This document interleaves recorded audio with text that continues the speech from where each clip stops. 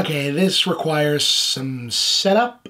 Okay, so Dragon Quest is this series of video game RPGs that are sort of cultish popular around the world among gamers and people deep into RPGs, and nostalgic gamers especially because it started in the 80s, but like gargantuanly popular in Japan. Like not even Pokemon or Mario or Sonic or whatever the biggest thing in anime is right now popular in Japan. Think more like Hello Kitty popular in Japan. No, think more like Mickey Mouse or The Simpsons popular here. Like that's how big Dragon Quest is in Japan and Japanese gaming. It's huge. There's been tons of them. They've all been ported and re-released a shitload of times on every goddamn platform. They've had the same very consistent art style and design all the way through by one of the most beloved manga artists of all time. Most of them have had a long, elaborate, but also very simple and arch storylines and characters, so there's a lot of projection and character attachment baked into people's nostalgia for them. It's so ubiquitous that even if you're not into it, you probably know it just by cultural osmosis. So like making a Dragon Quest movie in Japan, based in large part faithfully on what's often called the fan favorite of the series, Dragon Quest V for the record, in a very close 3D animated approximation of the famous visual style using the series' beloved music score, is in certain respects less an act of like adaptation than an attempt to film a national psyche,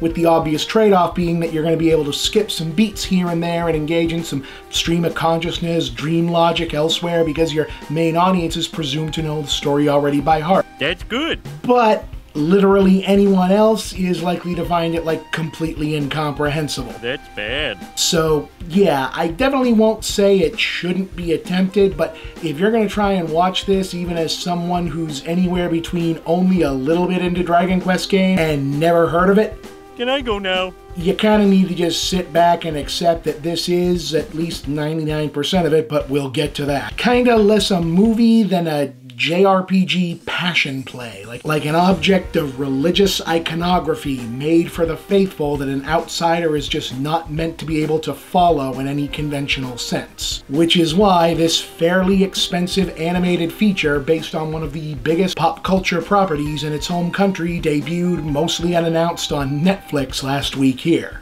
Anyway, Dragon Quest Your Story is a streamlined and condensed, but otherwise doggedly faithful, until it's not, but we'll get there, adaptation of Dragon Quest V, as I said, which is famous in the genre and series for attempting, within the limited technology of the day, a twist-filled and sprawling generational fantasy narrative involving several multi-year time jumps and the main player character aging from birth through childhood, young adulthood, marriage, and ultimately to being the adult parent of another young hero as part of what seems at first a standard Chosen One sword quest narrative. Now, granted, the game speeds some of this along with some downtime jumps and at least one we were turned into statues for like a decade interlude because it's Dragon Quest, and Your Story fast forwards through effectively the entire childhood part in the first third of the story by replaying key scenes from the actual game before catching up with the main character in the movie animation as a young man, son of a murdered warrior king, escaping years of enslavement and embarking on a quest to find a magic sword, which he's been led to believe can be wielded only by him as a hero of destiny to defeat the wizard who abducted his mother years ago and is attempting to force her to open a portal that will release a dark god upon the world. You know, standard stuff, along with the fact that to acquire the sword and solve the myriad obstacles to doing so, he'll need to assemble a party of helpers, magic users, animal friends, and others from among the now also grown up and or grown older characters he'd previously known in his early life. And yeah, this is where you are basically watching someone play a very pretty version of the second and third half of a Japanese RPG from the 80s aesthetic decision for the narrative becomes a you're either gonna stick with this or jump right the fuck off kind of prospect, i.e. it's one thing, you know, to be using the silly spell names and the implausible looking weapons and having the weirdly proportioned enemies exploding into coins and treasure when you kill them and the characters using healing items or lampshading, quest assigning, and obvious secret clue naming conventions or the recurring nature of the Dragon Quest mythology itself, but like it's another to have characters and story points like the two female characters in the abbreviated version of the which childhood female friend will you court, the wealthy princess or the warrior tomboy love triangle choice mechanic from the original game turn up like, oh hey, I was in the movie as a nostalgic Famicom sprite for like 30 seconds at the beginning of the movie, but now please take my word for it that this is a rekindling of a powerful emotional bond that will define the emotional arc of the main character and the entire rest of the goddamn story. Like, I won't say that it doesn't work in the playing out. The character animation animation is really good, and the exaggerated cartoony Dragon Quest style, which is here not a one-to-one visual translation, but the whole series is based on design work by Dragon Ball's Akira Toriyama, so very expressive, you know, lends itself to the heightened epic high fantasy romance as understood by kindergartners' tone. So yeah, that works. But like overall, that plus the way the plot starts to jump around and how a lot of the magic prophecy figures start to sound like they're gonna come this close to just outright saying, look, it has to be that way because it's a video game, it starts to become a bit much. But if you're either A-okay with that, can coast on the wavelength, or appreciate it from a distance as like an art object, it's kind of a fascinating, weirdly beautiful, odd thing, especially when they're done with the plot and can just hit the montage or battle scene button, which is often, and it's just gloriously goofy Dragon Quest stuff exploding all over the place, especially the big final battle, which is a real corker, and just a lot more badass than anything where the heroes, villains, and minions are all as ridiculous looking should ever look. And then there's the ending, which, whew, yeah.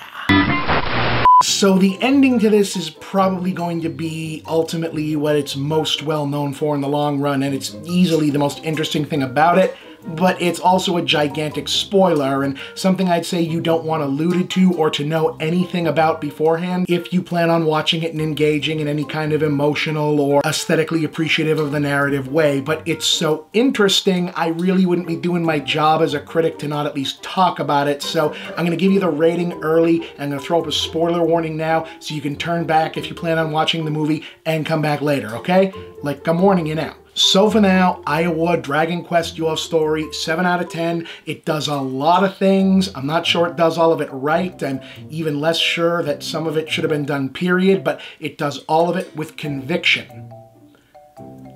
And now,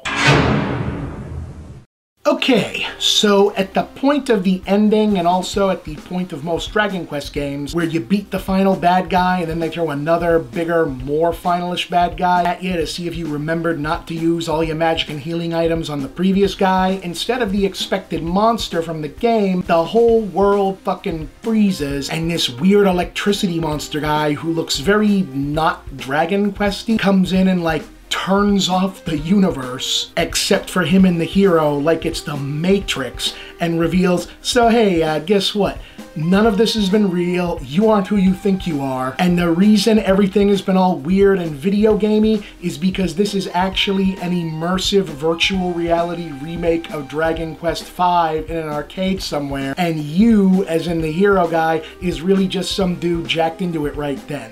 Really. And this new bad guy is a virus that some joker put into the game to fuck up the ending and give players shit about how video games are stupid and how they're dumb losers, and especially this game because they're escaping into Dragon Quest nostalgia instead of their real world problems because they suck and these accomplishments don't really matter and the characters aren't real friends, and basically just tells him to get a life because it's not gonna kill him or anything. It's just supposed to spoil beating the game by reminding him it doesn't count for anything.